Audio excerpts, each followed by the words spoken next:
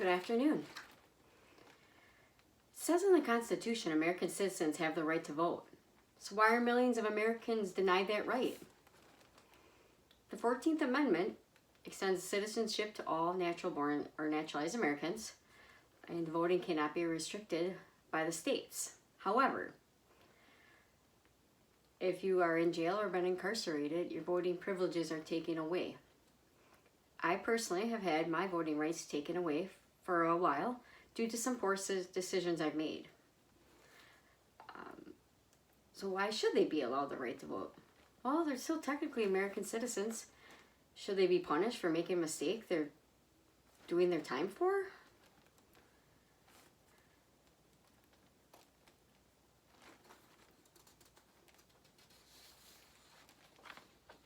What if they're wrongly accused? What if they're innocent? Should they still have it taken away? Maybe they're in jail for 5 years and they were wrongly accused. According to the Innocent Project, spent more than 4 decades in prison for a crime that evidence supports a lady did not commit. This is the longest known wrongly incarcerated woman in the United States. And about between 2% and 10% are wrongful convictions in the U.S. So that's about 2.3 million people.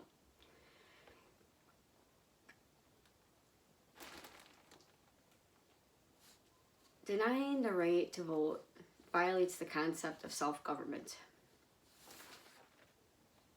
Being able to vote is very important to many. Living in the United States gives us that right, not like other countries.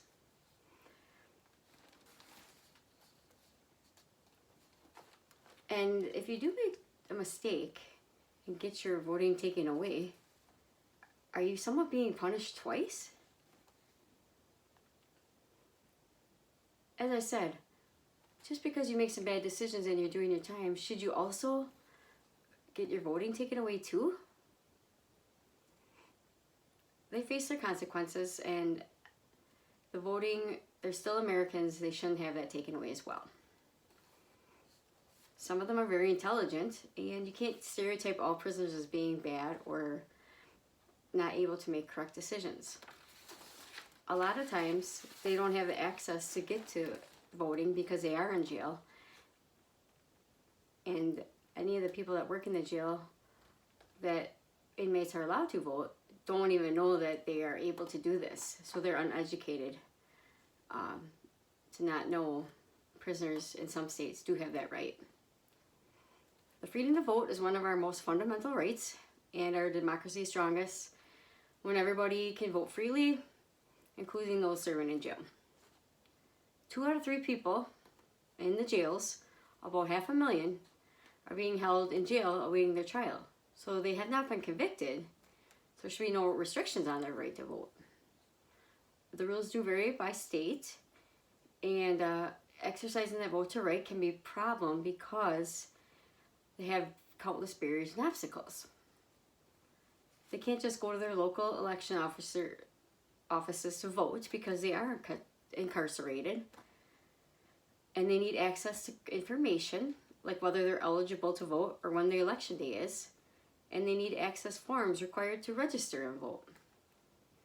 But unfortunately, elected officials and prison administrators fail to provide this access. Many don't even know they can vote. They're usually left to fend for themselves to find the information they need to exercise their freedom to vote.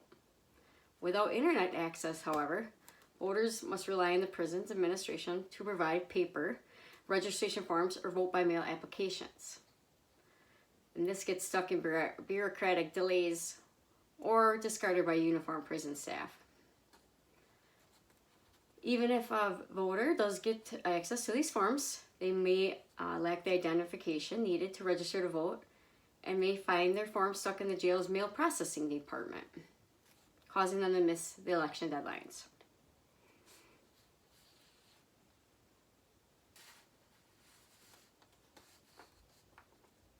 Even in recent years, many states passed laws that make it harder to register and vote in general, which negatively impact those voting from jail.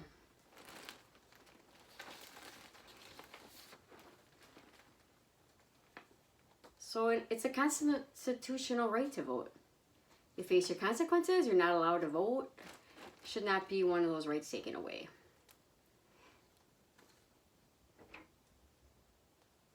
I used to think people that have been incarcerated are losers, unintelligent, not hireable.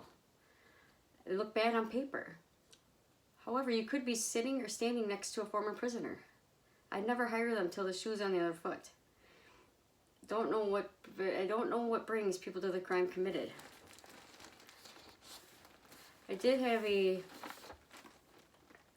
graph here that shows how many get lost and not being able to vote from being incarcerated here. It says 48% are post-sentenced, 23% in prison, 21% felony probation, 1% jail, and 7% are on parole. And they do not vote at all because they are not told how and when they can do it. In conclusion, it's the Constitution and it's your right as an American citizen to vote. Thank you.